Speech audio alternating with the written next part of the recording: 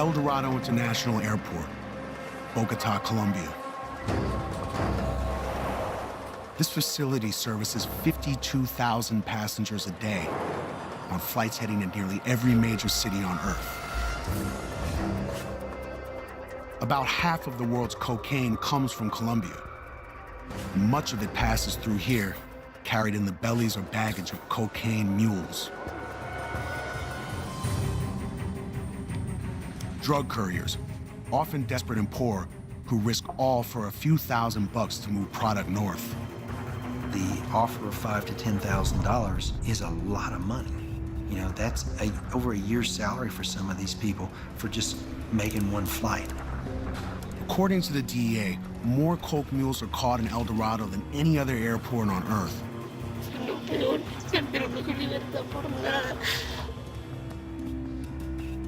Their methods are ingenious and constantly evolving.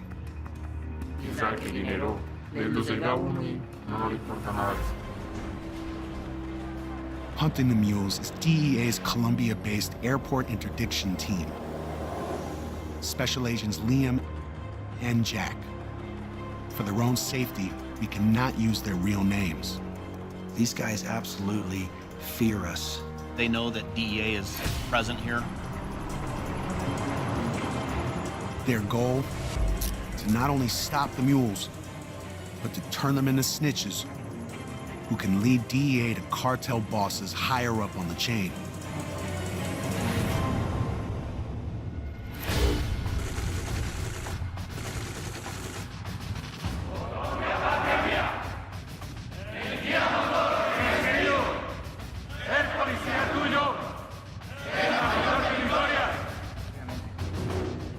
Liam and Jack's shift starts at El Dorado's airport police garrison. These men and women are an elite group. But since so many cops in Colombia are on a take, they're given sporadic polygraphs to ensure they're not working for the other side. We're kicking off a surge operation here this week. It's a higher tempo, more police involved. There's more canines out this week. Try to get more captures, more seizures, and push more enforcement into the airport. This airport alone, El Dorado, has probably 80% of the enforcement activity of all the airports in Colombia. It's a huge fountain of intelligence that comes out of here daily. It's a gold mine of information. Special Agent Liam's been here almost 5 years now. No DEA agent in the world knows El Dorado better than him. Because it is a choke point, you'll see that such a heavy police presence here. This is the point where the bad guys, they're most vulnerable, right here.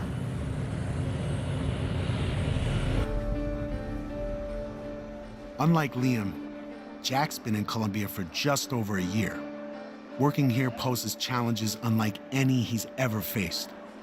The criminals that you're chasing are extremely sophisticated. They're always a step or two in front of us, so chasing them, it just makes the job so much more rewarding when you can catch them. What's up, bro? The action kicks in the minute they hit the airport. Colombian Major Freddy Delgado is in charge of the Colombian cops stationed at El Dorado. Major Freddy Delgado is one of the best cops I've worked with. I see him just like a brother.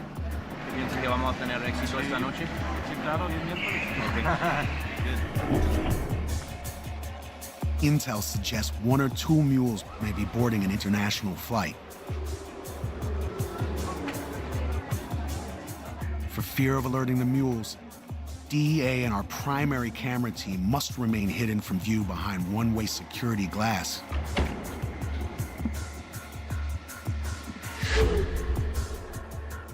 The mules have lookouts and informants all over El Dorado. One warning call and they'll simply vanish back onto the street. Minutes later, a Colombian man boarding an overseas flight is pulled out of the line.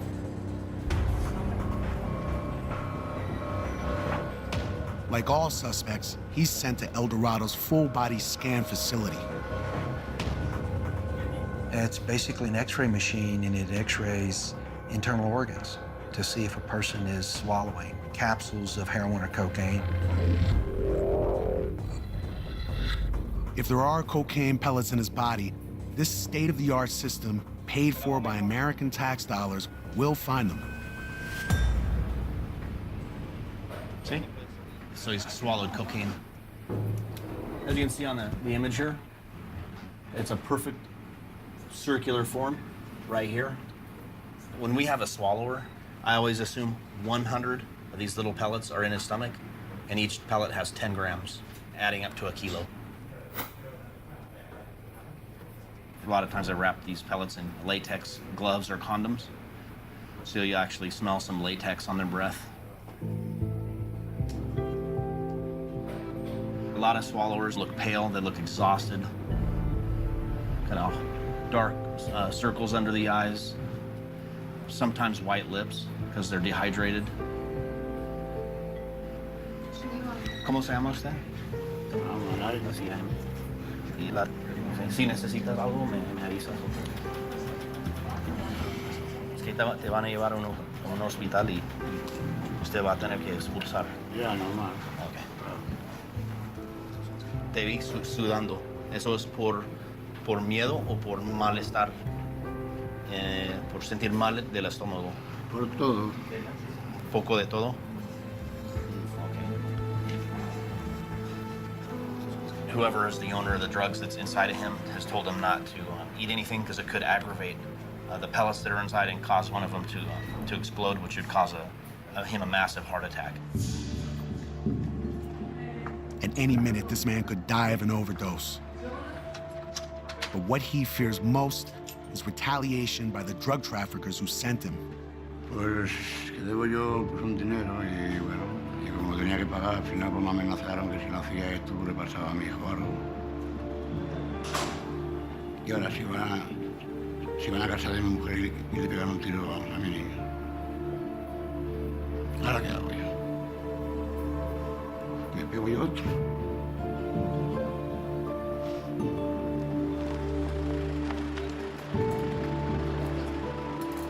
Like all swallowers, he's taken to a hospital where he'll spend the next 20 hours under guard, expunging the pellets from his body. After that, 2 to 3 years in a Colombian prison await.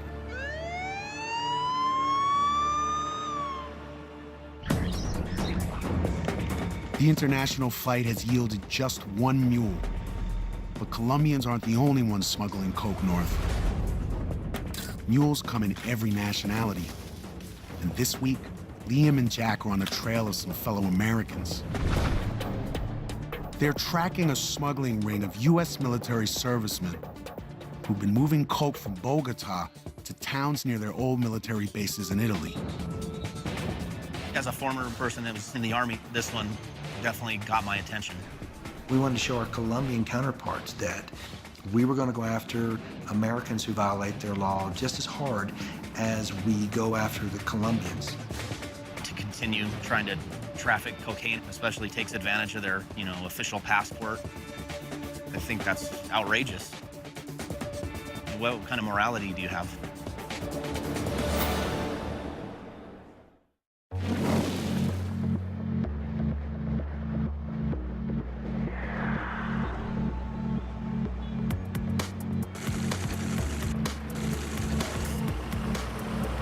The next morning, the DEA team arrives at their headquarters in the U.S. Embassy in Bogota.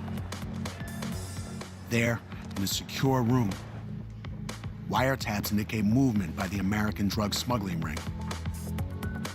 Above all, they're focusing on the ringleader, a retired U.S. sailor based in Colombia named Wally. He is definitely higher level. I think he believes he's above carrying drugs. He's called himself a cocaine cowboy over the phone intercepts. The wiretaps reveal that Wally's about to send out his next American mule, a guy they only know as Sam. We've got a phone intercept on our main target, and he calls someone and talks a little bit of Spanish, and then says, "Let me talk to Sam." So he puts him on the phone, and you'd tell Sam's a little nervous, and our main targets tell him to relax. So you think this Sam has been brought down to be a mule? We'll see. but we can look up who we have as Sam. Intel leads them to Sam's Facebook page and confirms a critical fact. Sam is already in Colombia and likely preparing to serve as the ring's next mule north. Here you see it says it shows he's living in Cali, Colombia. So that's what you'd call a clue, I think. Let's just pull a passenger manifest on that flight, and then we'll go through see if anybody named Sam's on there. And... If there's a Sam on it, that's a home run. I'll take a look. All right, sounds good.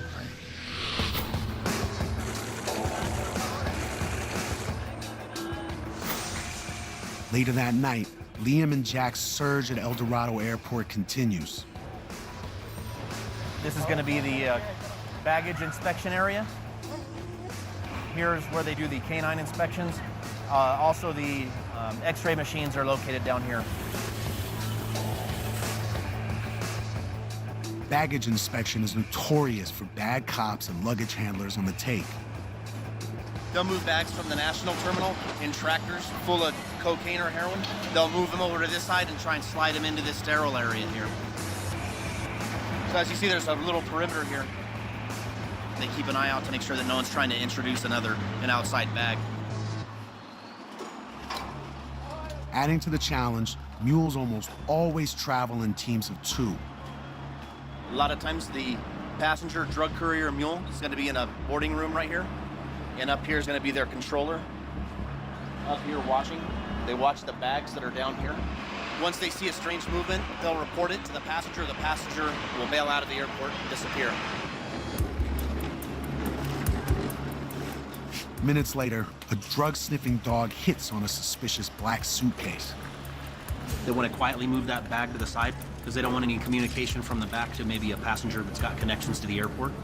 So they're going to wait until that passenger comes up into the boarding area. They're going to quietly contact that passenger and take them for an inspection.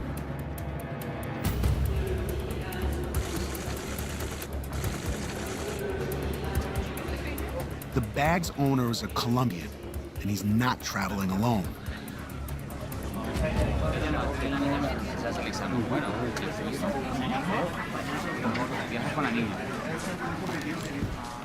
His 3-year-old daughter is with him. Tras hacemos el procedimiento, no hay ningún problema. So where's his luggage? They're bringing it up the ramp. We're going to go with him. He's going to open it. He's going to open it in front of the police. A female Colombian cop takes the girl from the room as her dad is sent to the body scanner. Caballero, permítame, por favor. Buenas noches.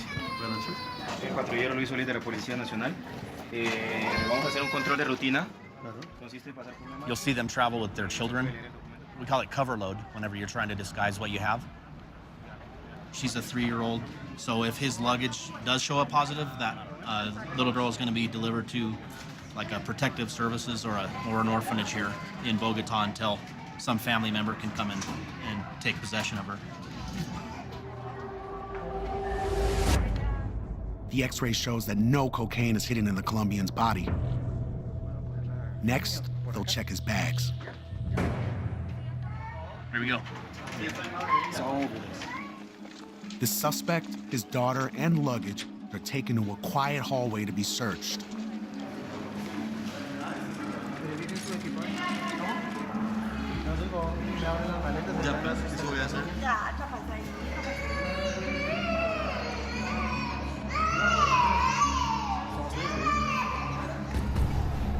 He's freaking out. He's freaking out a little bit. It's kind of a sign. You might not have anything, you might just be nervous, but well, put it to the side. That could be it. He's starting to break out into sweat. He knows he's got it.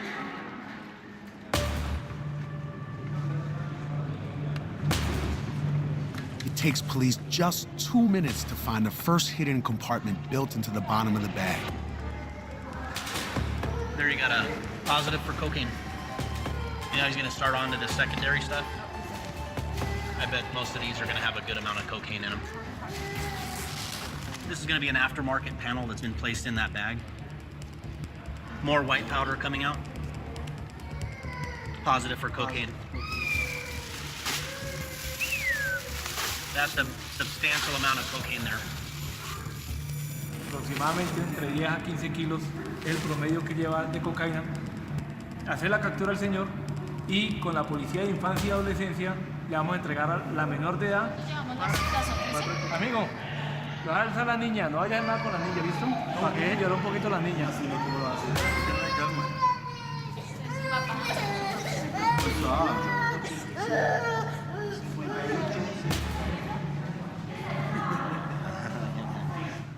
Por toda la mitad de la sala que salga. Para que la gente...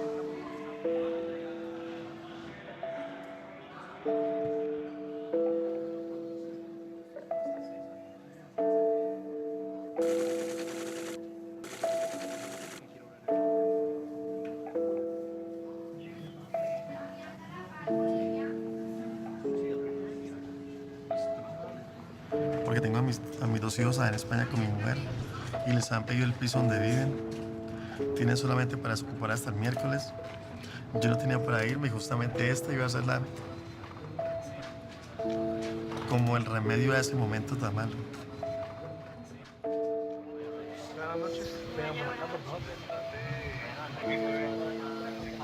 Yo caí, por ejemplo, porque era que todo está cuadrado y caí.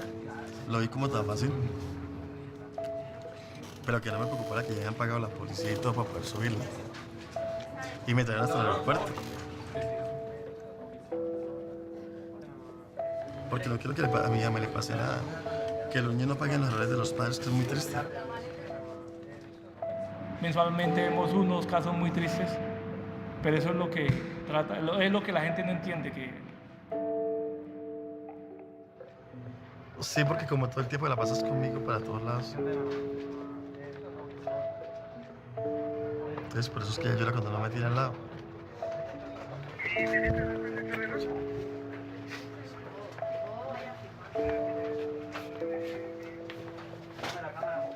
She was just spent. She had been crying, vomiting, and when they took her away, she was calm. But I just think all the emotion that you could get out of her had come out of her, and she was not capable of anything else, you know? It's one of those things when you go home and you walk into your child's bedroom and you want to make sure they're safe because you want to take care of yours, you know?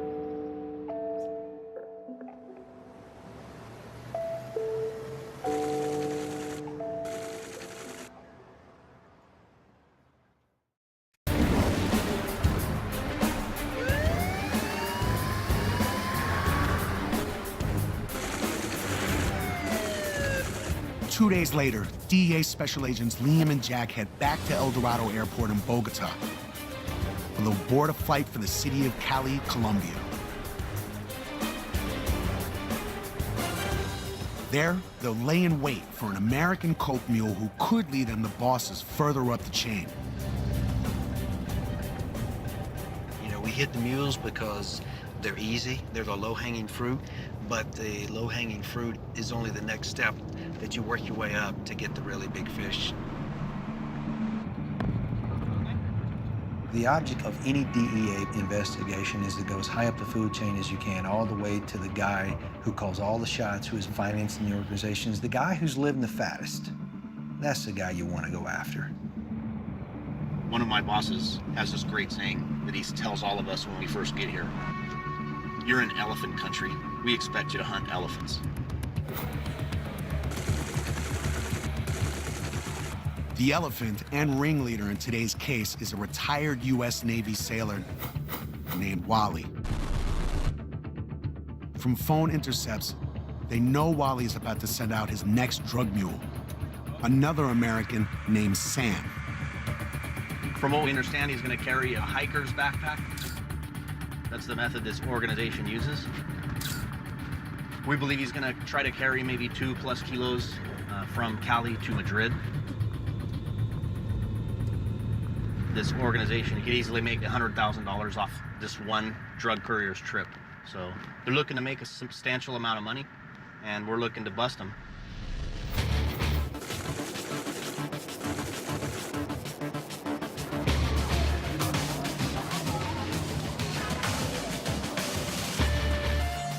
By late afternoon, Liam and Jack are staked out at Cali Airport. Intel indicates that Sam, the American coke mule, is about to purchase a ticket for a flight later tonight.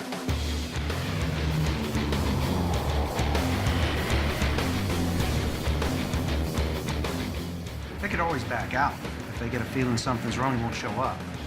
But the reservation's in. So that's a good sign.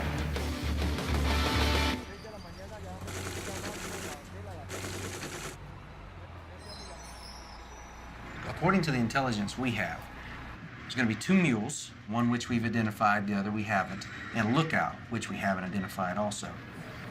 The purpose of the lookout is to go first and make sure there's not going to be any problem. If the lookout sees increased presence, overly aggressive activity by the police at the check-in, then he's going to call the mules, and the mules would back out.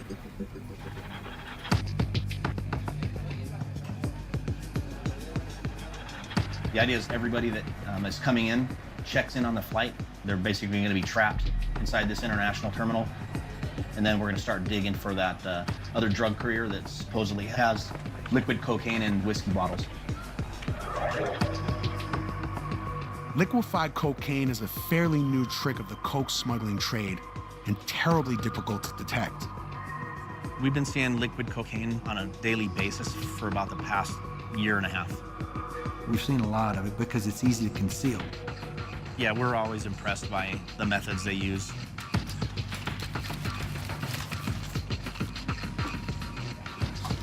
It's him. That's our passenger. Another one of these people is likely to be a mule. We just don't know who it is yet. Eduardo. ¿Ya llegó o no? The outside surveillance is reporting he spotted the mule. He's here. The American drug courier's checking in right now at the counter. He'll be getting his boarding pass, and then he'll be making his way here to the filter. This guy looks familiar. Really? The one-way glass gives Liam and Jack front row seats to the main security checkpoint. A minute later, the American drug mule appears. There he is. He's waiting, got his arms crossed. That's him.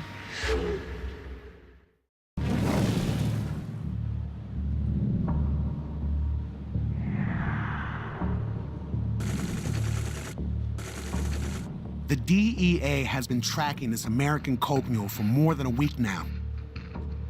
Their patience is about to pay off. I believe this is a first trip for him, and he speaks 0 Spanish. They're gonna x-ray him and let him continue. He doesn't have a clue what they're telling him. Just go there. He looks freaked out, but it might just be because he doesn't speak Spanish. When the police were doing a pat search of him, he just looked completely disoriented. Hopefully we'll have a second positive with some other passenger with the liquid cocaine. That's what we're really hoping to get two arrests here instead of just one. I was hoping he'd have the backpack with him. Where's the backpack? He checked 2 Alpine backpacks. Is he stupid enough to carry both things? Maybe So the backpacks and the liquor inside. So maybe we don't have 2 mules. Maybe we just have one mule with a lot. Okay. Oh, they said, it got cheap. Didn't want to pay 2 mules. Yeah, let me just load this mule up. This guy says, "Hey, I'll get paid double. Yeah. I'll take more money." The American mule successfully passes through X-ray screening. It's coming out. Yeah. Good to go. Strolling on down. I'm good to go. Pull my pants up.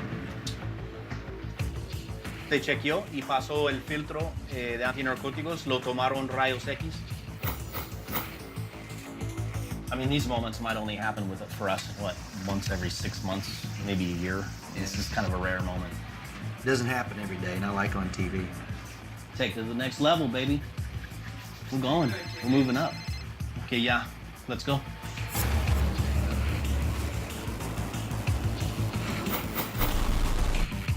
They're getting ready to search the American.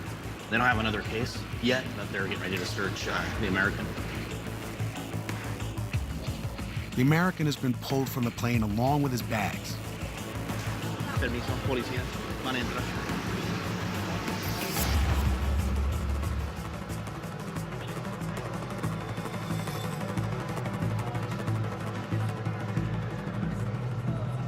We thought it was going to be that this cocaine was going to be liquid. And and we thought it was going to be in whiskey bottles, inserted into whiskey bottles and smuggled.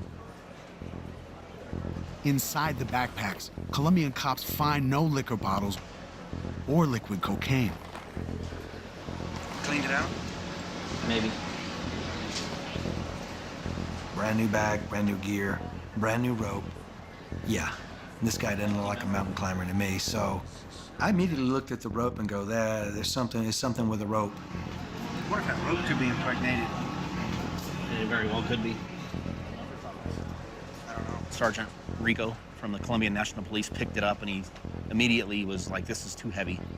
He started manipulating it, and it just didn't feel like a rappel rope. I felt it. It felt like almost like a sleeve over a hose almost.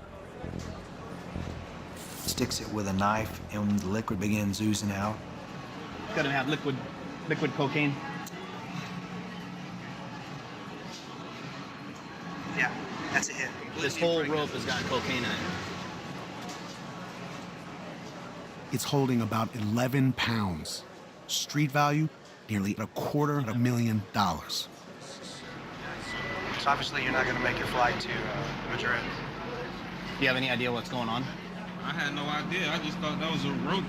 You didn't know? I did not know. Where'd you get the rope? I didn't get this. Somebody gave me this bag. Hold that. Walk with us. We had a method identified for him carrying something, and he switched up the method. I had never seen this before, so it was ingenious. And what great police work down there in the terminal finding that. Now, Liam and Jack will work to flip Sam and find out who's funding the ring back in the U.S. What can you tell us about this rope in this bag? Can't tell you nothing. Is this your bag? No, it's not. Can you tell me why you're taking a bag that isn't yours? I was just bringing it to somebody. Who? I don't know their name. Did you come to the airport by yourself tonight? I got dropped off. By who? The dude. Well, I don't know the guy who gave me a ride. Can I stop you right there? Mm-hmm. You are absolutely not telling us the truth.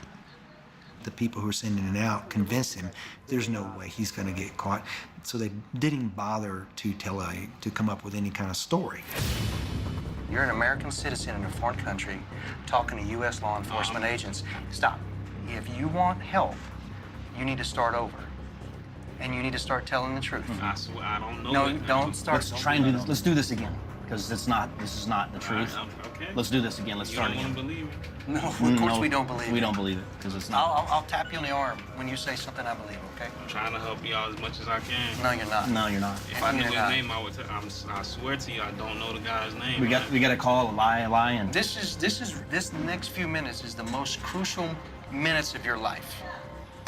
my suggestion is you tell us the truth right now, and then when you walk out of here, after you tell us every little detail, you say you didn't tell us anything. You understand? Okay.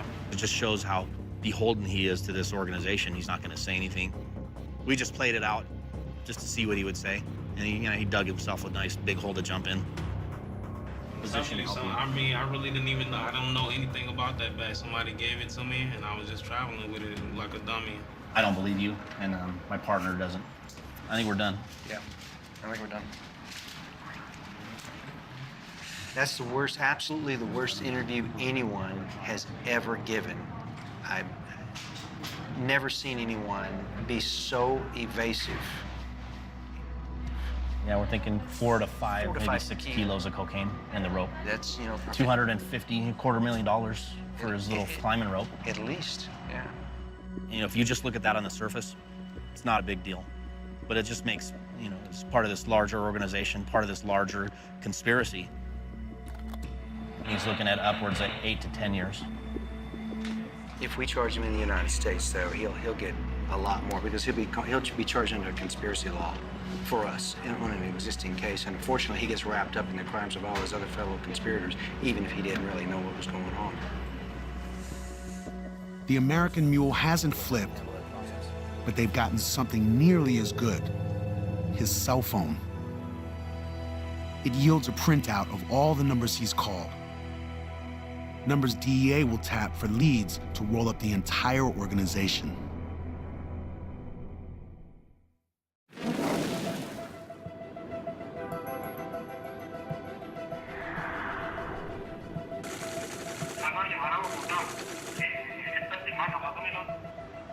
Days later, DEA intercepts a call from one of the numbers found on the American Mule's cell phone.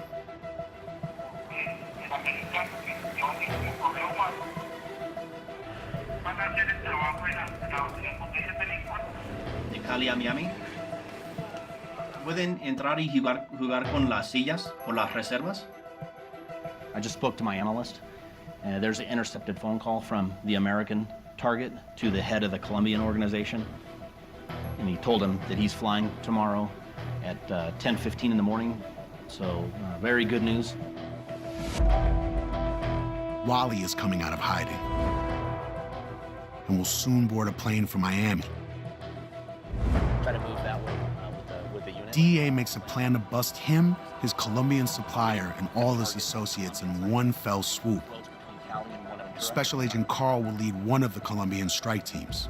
They're locating a bunch of targets. They're going to be arrested in Cali, Tuluá, and Buenaventura. And that's going to be simultaneous captures with one of our targets getting on a flight to Miami. The bust must be simultaneous, so no one has the chance to escape. Jack and Liam will board Wally's flight to Miami. Special Agent Carl will set out with a commando team in Cali to take down the Colombian supplier. I think you're going to be on our main Colombian target with the Colombian National Police. Okay. So we'll just coordinate with the cops there, and I'll just give you any updates. Once Wally is aboard the Miami flight, he'll be trapped with his cell phone off, unable to warn the other members of his smuggling ring. When he takes that flight, that's going to trigger about 5 arrests. It's time to take everybody down. That organization's going to be completely dismantled. There's not going to be anything left.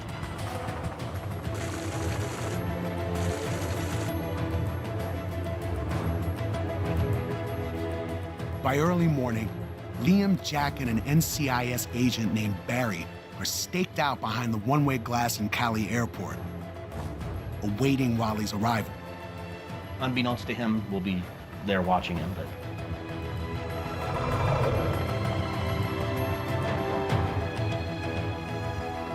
I'm so glad, I'm so happy. I'm just like, we made a lot of plans. A lot of people are in the field. We gambled. I mean, we rolled the dice, and we rolled 7s this time, you know. These service members, they thought they could take advantage of the system and traffic cocaine with impunity. They thought there was no law that could touch them. They thought they were untouchable. Yeah, it was something deep down made them want to be a gangster. You're either good guy or the bad guy. Bad. You don't put on the white and the hat and then put the black hat on. You know, you got to be good or you're going to be bad.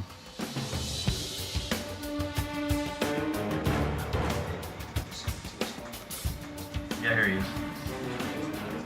Yep. 1 hour later, the ringleader Wally finally shows up. Unaware a DEA team is watching him from behind the glass. Yeah. Yeah, he's a big boy. He's gonna break bad on you, Barry. He's remarkably calm, given that his own drug mule, Sam, was busted here just a week ago with a rope full of liquid cocaine. I mean, that freaked me out. Going through a place where my buddy got hit. He thinks it's funny, too. Mm-hmm. Yeah, I'm going.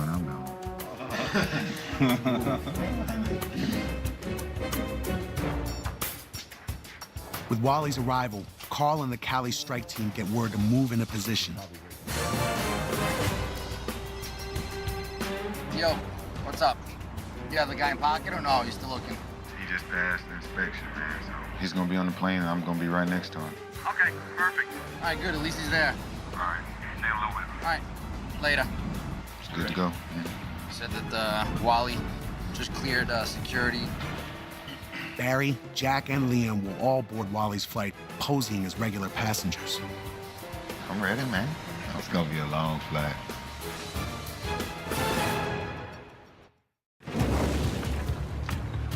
"15 miles from Cali Airport, DEA Special Agent Carl and the Colombian Junglas commando team suit up in one of the most dangerous neighborhoods in town. We've had surveillance on the location to know quite a bit about it, but you can't know everything about a location until you enter it. So you just go there with as many people as you have available just to keep everybody safe.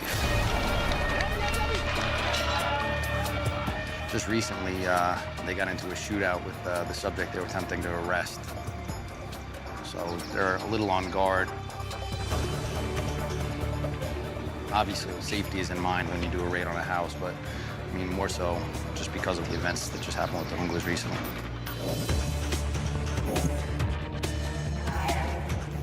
We've arranged with the airline representative, and they've got our target sitting in the rear seat against the window. They've arranged, I think, for you to sit next to him. If you can maybe engage him in a little bit of casual conversation. No problem. See what we can get.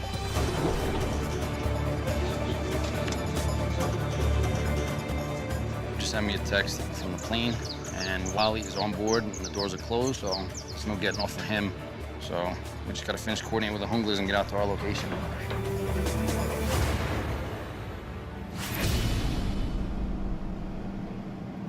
As planned, Wally is assigned a seat next to Barry and right across the aisle from Liam. Ladies and gentlemen, the captain has turned on the fasten seatbelt sign. If you haven't already... With Wally in place and the plane doors shut, Liam gives Carl the green light to move on the supplier's house. What's up, brother? Hey, man, we're good to, we're good to go. You guys can move. Good, all right, we're just finishing tacking up here, and we'll get out to the location. All right, man, good luck. All right, bro, later. I'll talk to you later. But just as Liam hangs up on Carl, Wally is unexpectedly moved from his seat by a flight attendant. The flight attendants just changed the seat. Go, vaya. The flight attendants just allowed the target to move up a few seats, so he's still on the plane and can't get off, but... If you haven't already done so... He moved about 10 rows in front of us, and that changed up our arrest plan. Our flight is here to help. Please alert them if there is anything we can do to make your flight more comfortable. Sit back and enjoy the flight.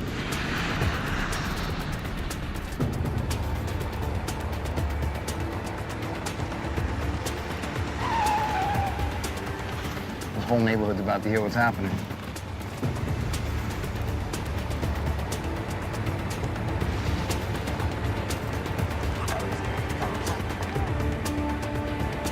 I think that's our guy out front holding the baby.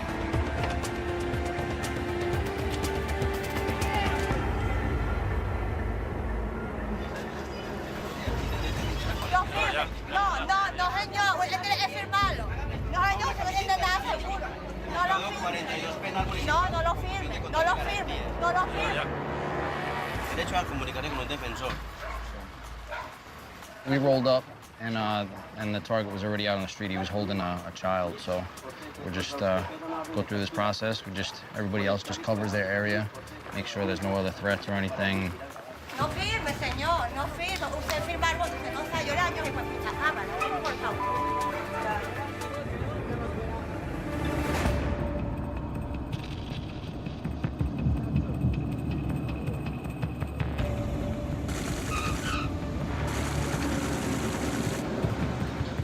What we're concerned about is whether a guy's gonna break bad on us.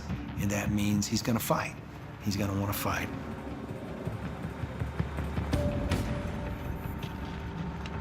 We landed, sat right next to the target. My heart rate was up because you got to be ready, if the guy's going to do a fight or flight or something. Wally, I'm a DEA special agent. I got a arrest warrant for you, so I need you to stay seated. Okay? Told him who I was and that he needed to stay put. We was looking at, make sure he was safe up front. We looking at him because we his backup when he's that close.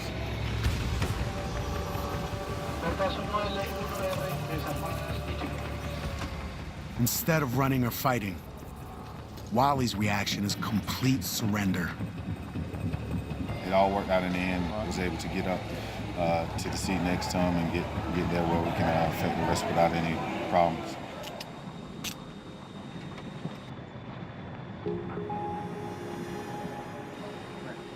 I was kind of calm and said, hey, get people off the plane and go through the plan like we decided, and we got him off.